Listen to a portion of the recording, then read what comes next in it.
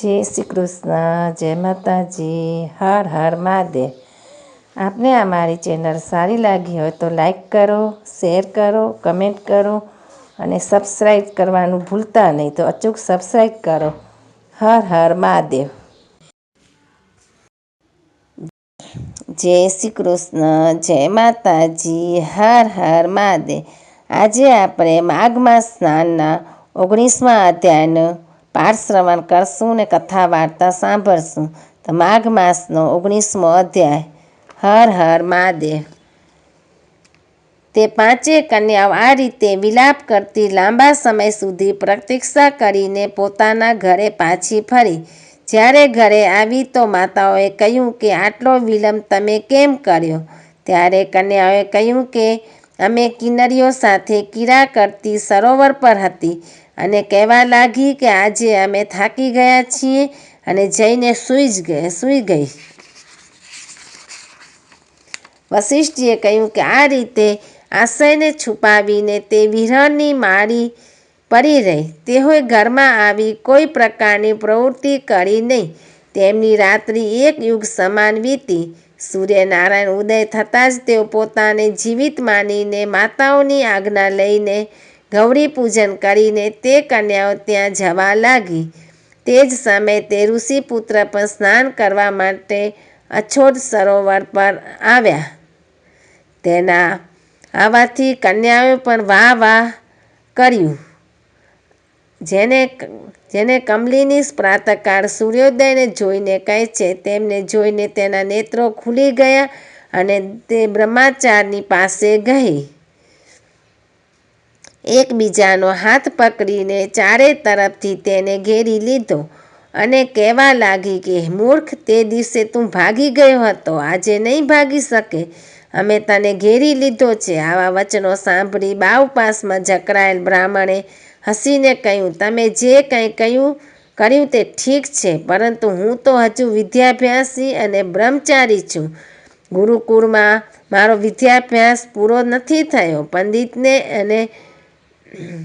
પંડિતને તે જ હજુ વિદ્યાભ્યાસી અને બ્રહ્મચારી છું। ગુરુકુળમાં મારો વિદ્યાભ્યાસ પૂરો નથી થયો। પંડિતને તો જે આશ્રમમાં રહે તેના ધર્મનું પાલન કરવું જોઈએ।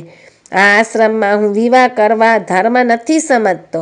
મારા વ્રતનું પાલન કરીને અને ગુરુની આજ્ઞા મેળવીને જ વિવાહ કરી શકું તેમ છું, તે પહેલાં હું વિવાહ કરી શકું તેમ નથી। આ વાત સાંભળી તે કન્યાઓ એ રીતે બોલી જે રીતે વૈશાખ માસમાં કોયલ બોલે છે। તે કહેવા લાગી કે ધર્મથી અર્થ અને અર્થથી કામ અને કામથી ધર્મના ફળનો પ્રકાશ થાય છે। આવું જ પંડિતો અને શાસ્ત્રો કહે છે। અમે કામ સહિત ધર્મની અધિકતાથી આપના પાસે આવ્યા છીએ। આથી તમે પૃથ્વીના બધા ભોગો ભોગવો।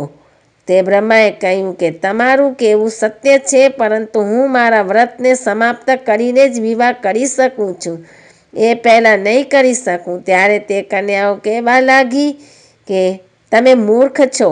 અનોખી ઔષધિ, બ્રહ્મબુદ્ધિ, રસાયણ, સિદ્ધિ, સારા કુળની સુંદર નારીઓ તથા મંત્ર જે સમય પ્રાપ્ત થાય તે જ સમયે ગ્રહણ કરી લેવા જોઈએ। આનાથી કાર્યને ટાળવું જોઈએ નહીં, અને ટાળવું પણ સારું નથી, યોગ્ય નથી। કેવળ ભાગ્યશાળી પુરુષોને જ પ્રેમથી પૂર્ણ સારા કુળથી ઉત્પન્ન સ્વયંવર ચાહનારી કન્યાઓ પ્રાપ્ત થાય છે। ક્યાં અમે અનોખી સુંદર નારીઓ, ક્યાં આપ તપસ્વી બાળક। આ બે મેળનો મેળ મેળવવામાં વિધાતાની ચતુરાઈ જ છે। આ કારણથી આપ અમારા બધાની સાથે ગંધર્વ વિવાહ કરી લ્યો। તેઓના આવા વચન સાંભળી તે ધર્માત્મા બ્રાહ્મણે કહ્યું કે વ્રતી રહીને આ સમયે વિવાહ હું નહીં કરું। હું સ્વયંવરની ઈચ્છા નથી રાખતો। આ પ્રકારના તેના વચનો સાંભળી કન્યાઓએ એકબીજાના હાથ છોડીને તેને પકડી લીધો। સુશીલ અને સુસ્વરાએ તેમની ભુજાઓ પકડી લીધી। સુતારાએ આલિંગન કર્યું અને ચંદ્રિકાએ તેનું મુખ ચૂમી લીધું। છતાં પણ તે બ્રહ્મચારી વિકાર રહિત તથા કામની બાધાથી પીડિત ન થયો। પછી તે ક્રોધિત થઈને તેઓને શાપ આપ્યો કે તમે ડાયનની જેમ મારાથી વળગી છો, આથી પિશાચીની થઈ જાઓ। આથી સાપ આપવાથી તેઓ તેને છોડીને અલગ ઊભી થઈ ગઈ. તેઓએ કહ્યું કે આમો નિરાપરાધીઓ શું કામ સાપ આપ્યો? તમારી આ ધર્મજ્ઞતાને ધિક્કાર છે. પ્રિય કરનારનું અપરાધ કરવાનું પણ પાપ છે. પ્રિય કરનારનું ખરાબ કરનારનું સુખ બંને લોકમાં નષ્ટ થઈ જાય છે. આથી તમે પણ અમારી સાથે પિશાચ થઈ જાઓ.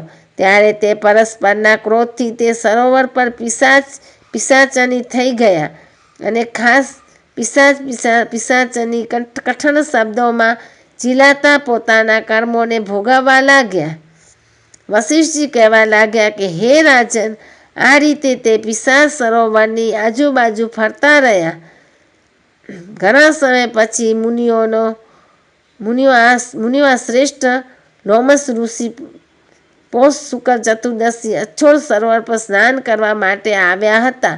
જ્યારે શુદ્ધાથી દુઃખી તે પિશાચોએ તેમને જોયા તો તેમની હત્યા કરવા માટે ગોળાકાર બનાવી તેમને ચારે તરફથી ઘેરી લીધા.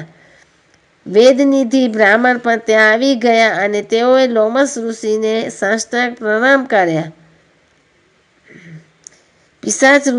પિશાચ ઋષિના તેજ સામે ઊભા ન રહી શક્યા અને દૂર જઈને ઊભા રહી ગયા. વેદનિધિ હાથમાં જોડી લોમસ ઋષિથી કહેવા લાગ્યા કે ભાગ્યથી જ ઋષિઓના દર્શન થાય છે. પછી તેઓએ ગંધર્વ કન્યા અને તેમના પુત્રને પરિચય આપી આખો વૃત્તાંત સંભળાવ્યું અને કહ્યું કે મુનિવર, આ બધા જ પાપો શાપ મોહિત થઈને આપની સમક્ષ ઊભા છે. આજે આ બાળકોની મુક્તિ હશે. જેવી રીતે સૂર્યોદયથી અંધારાનો નાશ થાય છે તેવી રીતે બાળકોની પણ મુક્તિ થશે. વશિષ્ઠજી કહેવા લાગ્યા કે પુત્રના દુઃખથી દુઃખી થઈ વેદનિધિ બ્રાહ્મણો આવા વચન સાંભળી લોમસ ઋષિના આંખોમાં પાણી ભરાઈ ગયા અને વેદનિધિથી કહેવા લાગ્યા, મારા પ્રસાદથી બાળકોમાં શીઘ્ર સ્મૃતિ અને પેદા થાય છે. હું તેમના ધર્મ કહું છું, જેનાથી તેમના પરસ્પરના શાપ વિલીન થઈ જશે. હર હર મહાદેવ. ઓમ નમઃ શિવાય.